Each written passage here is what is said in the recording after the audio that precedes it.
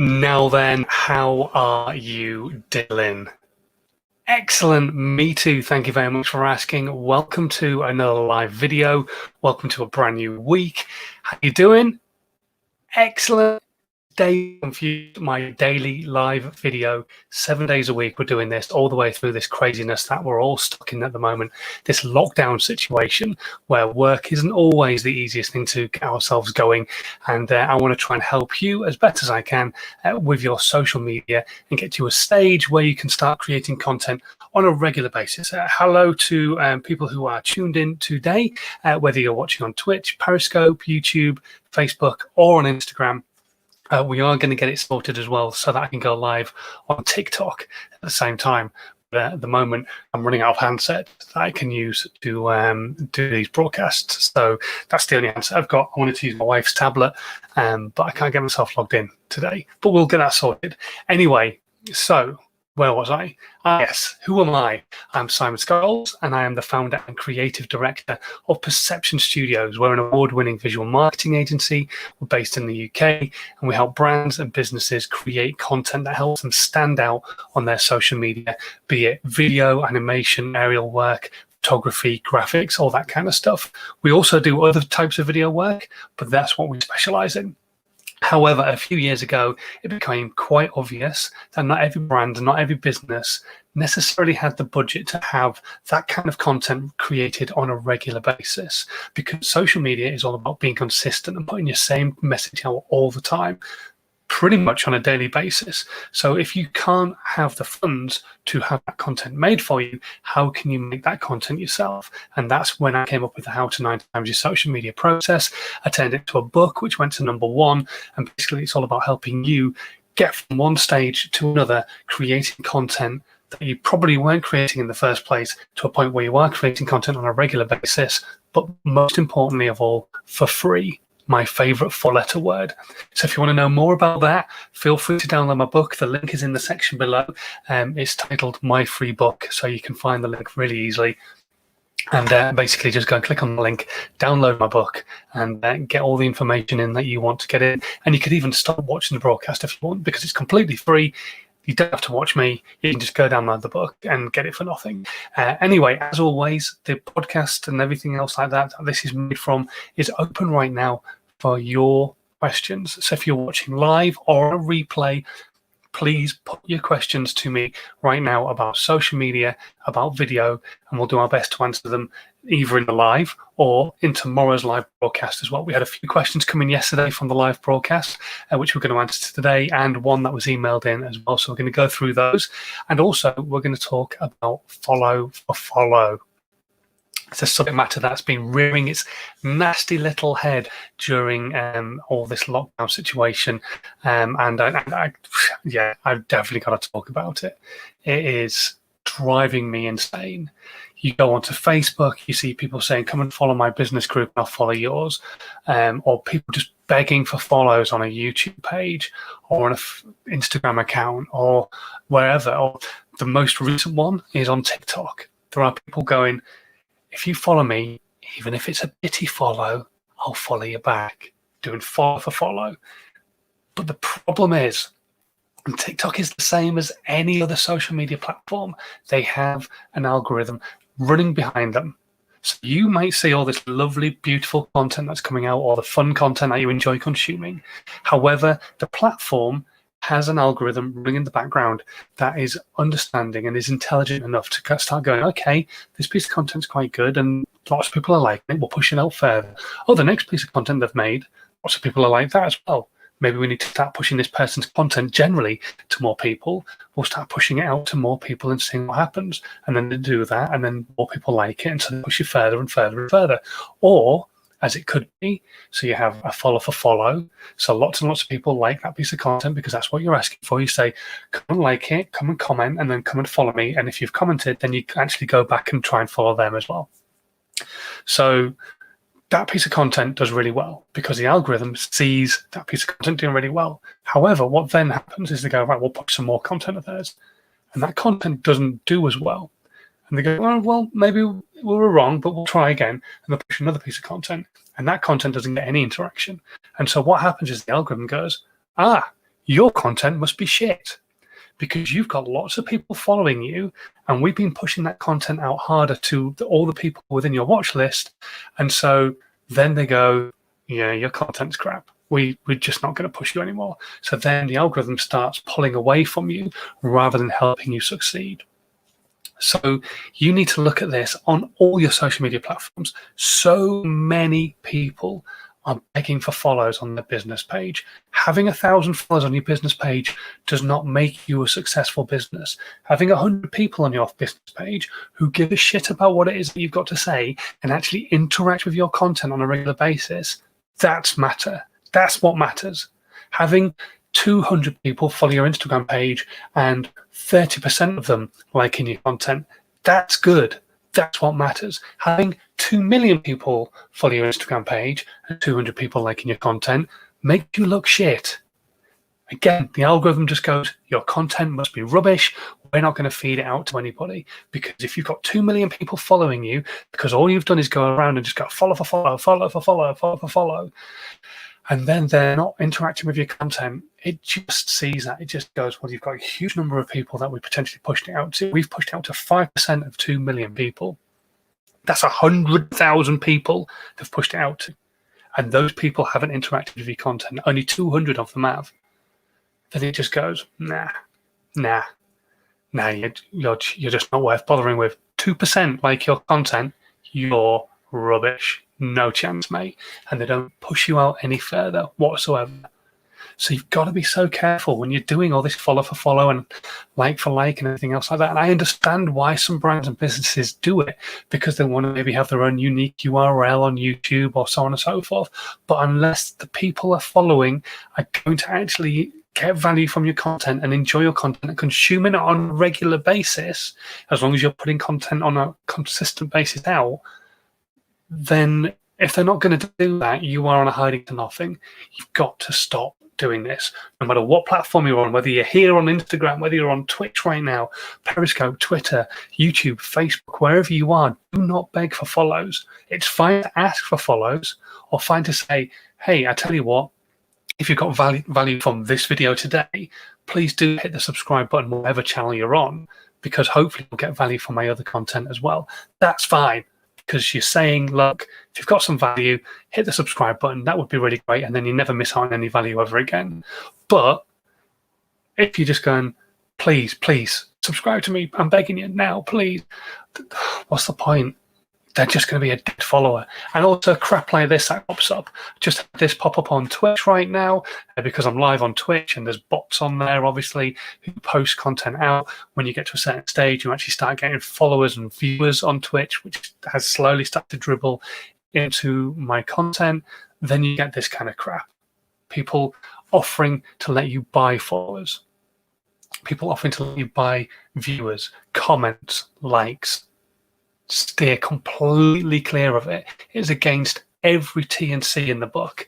Every single social media platform has it written into their T's and C's, don't do this because we could ban you. And so if you're doing it right now and then suddenly your account is locked and you can't get into it and you've lost all the content on there, that's your tough shit. It's your mistake. Nobody else has made that mistake.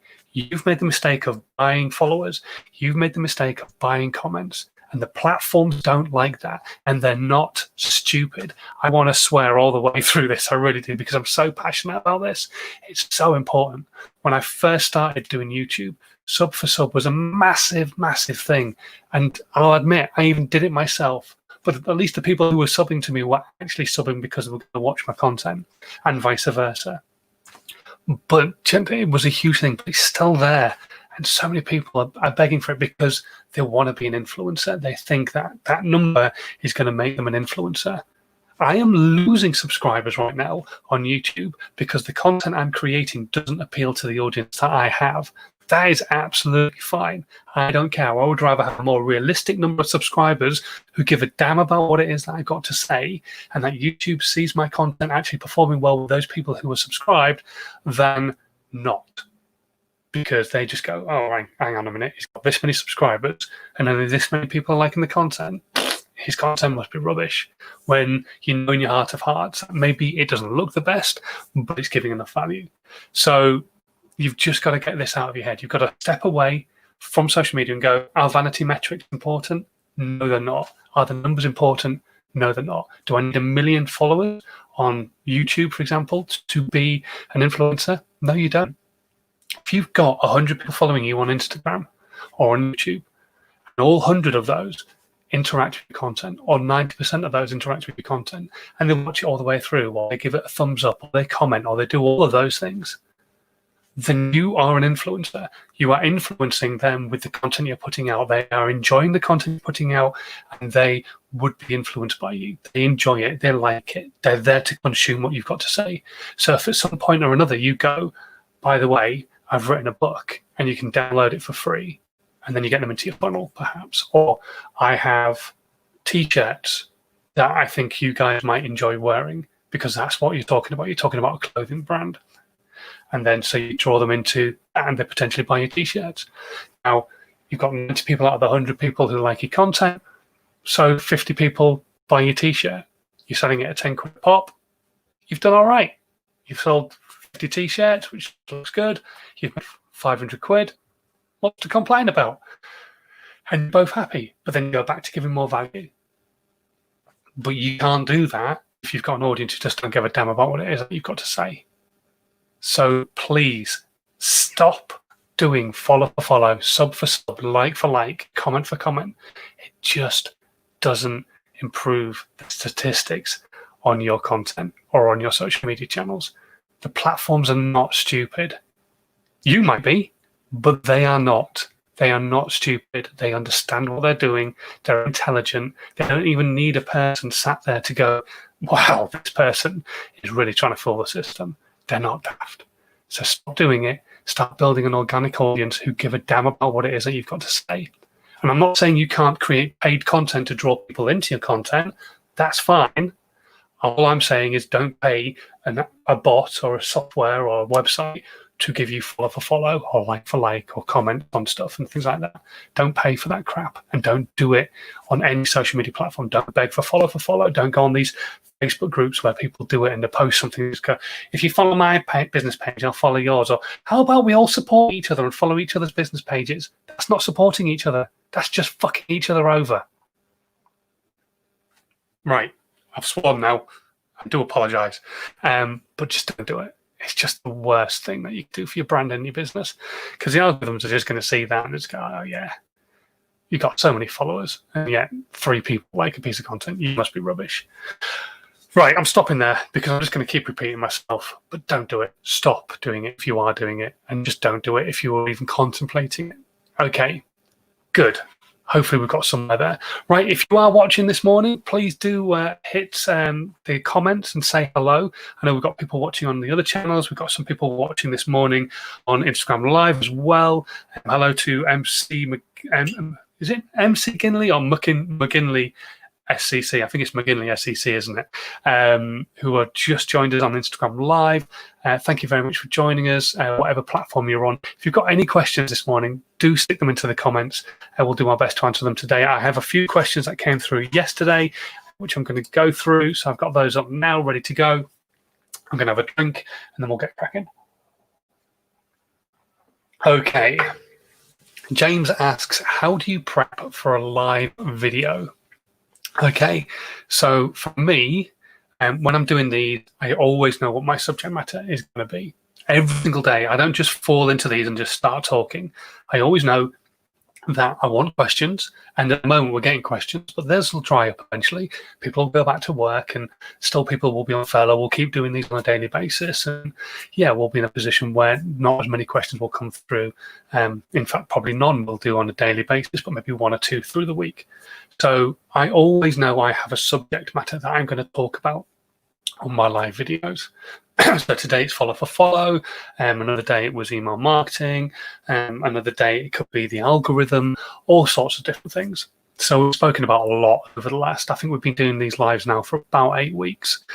So we've covered a lot of subject matters in the 10, 11, 12 weeks, whatever it is we've been in lockdown. So yeah, there's been a lot of stuff out there, but I always go into my my live sessions 100% prepped. I know exactly what I'm going to be talking about. I know what the questions are that I'm going to be answering. And so that I don't flounder, I don't end up stumbling over myself. And most importantly of all, I don't start the broadcast and just sit there waiting for people to join me. Because so many people do that. And there's nothing worse than watching a live video and somebody just going, just wait for a few minutes and see who joins us today. Because you've got to remember, a live video will exist after you've gone live. So once it's sat on your business page, the last thing somebody wants is to click that video to watch a great piece of value that you've promised to give in the title and in the description, and then they sit there for 20 seconds and go, well, why aren't you getting to the point? They just switch off and go somewhere else. They're not going to flick through the video to get to the start point. It's not going to happen. They're not going to do it. So get cracking, go bang straight into your content. So not only do I know exactly what I'm going to be talking about, let's say hello to a few people. Hello, AJ, and also small business support as well in Melbourne. Hello to you. So yeah, you've got to get into your content straight away. So I have a plan of attack that I use on all my live videos. I go straight in and explain who it is that is on the screen right now talking to you, what it is that I do, why I do it, and what we're going to talk about. Then we get into the subject matter at hand, and then we come out the back end and I have a mini call to action. It's not a sale, it's a call to action. Why don't you download my book for free? Why don't you subscribe so you don't miss out on any value? All that kind of stuff. So I have those three things that I always do, but I always go into my lives understanding exactly what I'm going to be talking about, because there may be no questions come in. If I've got no questions coming overnight, and then today nobody asks any questions on any of the platforms, like right now there are no questions at the moment, then I'll just be sat here like this. Right? Okay, well, let's just wait for some questions then, folks. Because I'm not Gary Vaynerchuk. I don't have thousands upon thousands upon thousands of people watching me on a daily basis. It'd be nice if I did, but I don't. But I do know I can give value, and I do know I can talk about different subject matters. And so today I was talking about follow for follow. Tomorrow will be another subject matter. And I already know what those subjects are going to be for the rest of this week. In fact, I already know what they're going to be for the rest of this month. And then hopefully we'll be in a position where we can stop doing these on a daily basis. But we don't know. We don't know, but we'll see. But always just go into your live videos prepped. So that's how I prep, James. I know what I'm going to be talking about. I know kind of what I'm going to be saying. And then I know my structure of my live video. Introduce myself, tell everybody who I am and what it is that I do, talk about the subject matter, get out of the video, and don't sell, but try and get them to stay in touch with you or subscribe or what have you, so they don't miss out on anything. So that's how I prep my stuff. I'm sure there are other ways of prepping your videos. Some people will script themselves completely. Personally, I don't think that's a great idea, because you end up then reading what you've got to say rather than actually talking to the audience. But whatever, horses for courses. I think most people need to get to a stage where they're not reading everything they're going to say word for word anyway, because otherwise their interaction is just going to be so low. People just aren't going to give a damn, because you're not talking to them, you're talking at them, and people don't like that. There's nothing worse than being spoken at rather than spoken to. Okay, hopefully that answers your question. And as always, I'll say it again, the platforms are open for your questions this morning. If you've got any questions at all you'd like to ask about social media, about video, drop them into the comments, whatever platform you're on. I will see them and we'll answer them this morning. Okay, Kate asks, how do you get ideas for your content? It's almost as if you're the same person, drawing into each other, tying quite well. Okay, so how do I get ideas for my content? So I plan my content way in advance. This year has been a bit of an unusual one, because obviously I had lots of plans for content that were connected to different things that were happening around the world at different times, and I'm still putting their stuff out. So like yesterday was National Chocolate Ice Cream Day, so I put some National Chocolate Ice Cream Day content out on my Instagram and out on my TikTok. But the situations have changed. So every single day when I'm doing these daily live videos, you're not going to want me talking to you about National Mosquito Day. That's not what you want me to talk about, and how it ties into social media and so on and so forth. So I've had to come up with a new plan. So what I did was, when I decided I was going to go live on a daily basis, I sat down and went, right, okay, what do I want to talk about? So I went through my whole How to 9 Times Your Social Media book, broke it down into lots of little subject matters: blogging, blog SEO, Instagram hashtags, Instagram descriptions, those meta tags, descriptions. I got people who I know to be willing to come and have a chat to you guys about different platforms that they're really successful on. Also got people to talk about other kind of stuff that you could do that isn't necessarily excuse me, digital marketing, lots of different things. So I've always known where I'm going with this content. I've always known what I'm going to be talking about. I don't end up flapping on the day that I'm about to go live and go, oh crap, I don't have a subject matter, what am I going to talk about? I've always got that plan in place. Now, normally I would have together basically a content marketing plan. And this is something I do with all my clients. Every single client that I work with, we take it right back. We understand who their avatar is. If they already understand that perfectly, brilliant, then we can move on to the next step. Right, what are we going to talk about to them? And we try and plan a full year, because that way it gets them tied into the concept of this isn't just a one-off thing. And that only means 52 subjects, because what I start off with people is start blogging, and a blog is your doorway to content for every other channel. Because once you've written that blog, you've got all your descriptions written up already in that blog. You've got all your little bullet points that you can take out, all those poignant moments that you've spoken about in your blog that you can draw out and use as memes and all sorts of different stuff. You can then use that blog and help yourself create live video, because you can then be a voice of authority. You've done it in a written format, you can do it in a visual format as well. And if you're totally against doing it in a visual format, there are other ways around it. But I just help people get to that stage where they basically have all these ideas. So you have to understand who your audience is and then understand what you're going to write about. What I tend to try and do is get people to tie things back into events that are happening on specific days. So like I say, yesterday was National Chocolate Ice Cream Day. And so I did a piece about the fact that chocolate ice cream isn't necessarily everybody's favorite flavor of ice cream. But what is your favorite flavor of ice cream? Okay. We'll treat social media the same way. Not every platform is everybody's favorite platform. So find the platform where your audience is the most. That's their favorite platform. Post the most on there. Give them the most chocolate ice cream that they like over there.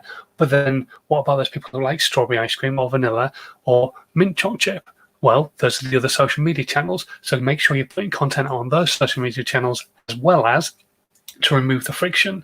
So not as many people are going to buy those flavors as chocolate, but there's still people buying them. People are still going to consume your content on other social media channels, and that's how I work. So hopefully that answers your question, Kate. That's how I get my ideas. I tie it back into different events that are happening through the year. Obviously now we're in different situations, so I've literally sat down and made a massive list of things I'm going to talk about, and yes, that list runs out in how many days in June? 30 days of September, April, so 30 days, so 23 days that runs out in. So fingers crossed we come out of lockdown. Then otherwise, yeah, I might start repeating myself. I probably will, because I already have done. Anyway, so yes, good morning to Ed as well, who's just joined us on Instagram Live. But hopefully that answers your question, Kate. Let's have a quick peek, see if we've got any questions anywhere else at the moment. Not right now on the multiple channels. Hello to Adrian, though, who's just tuned in.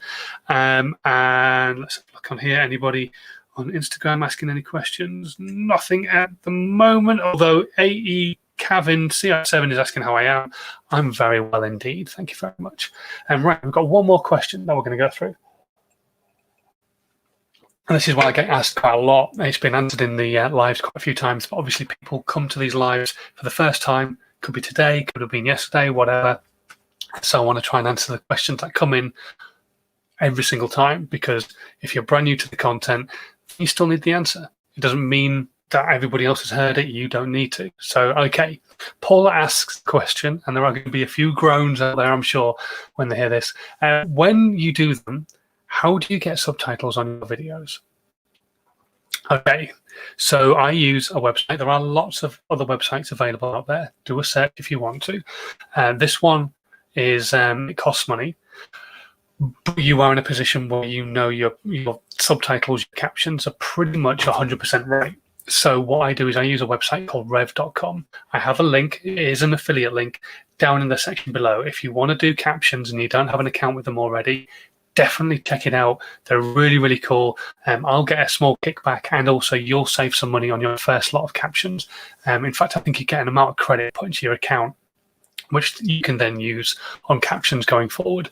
And what they do is you send them the file, and they will send you a document back, a piece of, it's like a special file format called an SRT file.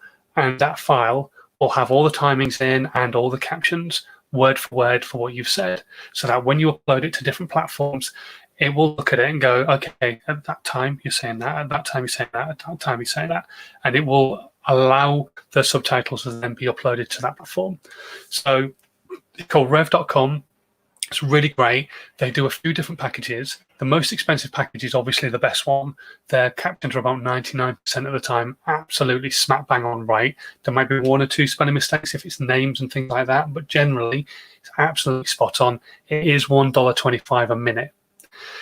If you don't have the skill set or the knowledge or know somebody who can do it for you, that is the one to go for, because then when you upload a video to Facebook or to YouTube or to LinkedIn, you can add the caption file in, and then the subtitles are there for you for people to consume.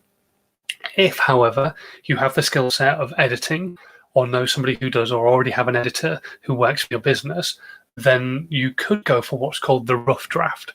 And the rough draft will give you everything that Rev does. So they do captioning, they do transcriptions, so like giving you a transcription of what it is that you've said, and lots of other things. And so you can go for that instead, which is 25 cents a minute, that is done artificially intelligently. So unless you are the greatest, most eloquent, perfectly spoken person on the planet, there is a chance that the platform will make some mistakes. In fact, it's 80% right, 20% wrong. That's pretty much the averages. So what you need is somebody who can then take that transcription file, put it into an editing software, and change it as they're listening to what it is that you've said, so that it's absolutely correct. It will save you a lot of money because it's $1.25 a minute for perfect and 25 cents a minute for imperfect. So it will save you $1 every minute. So if you've got a 60-minute video, then it will save you $60. But you do need somebody who has the knowledge and the skill set to be able to then correct that transcription and not cost you as much as the $60 you've saved. If somebody turns around to you and says, yeah, I can correct that for you, but it's going to cost you $100, then you've spent $40 more because they're spending 2 hours doing some editing for you. So you've got to weigh up the pros and cons, but if it's worth it, it's worth it. So for me, I obviously go for the rough edits because I can edit it myself and I can do it quickly. But with when a client's involved, I generally normally go for the more expensive option for them, because the fact of the matter is, it's going to save them money in the long run having that done and me adding them in than getting me to do it for them.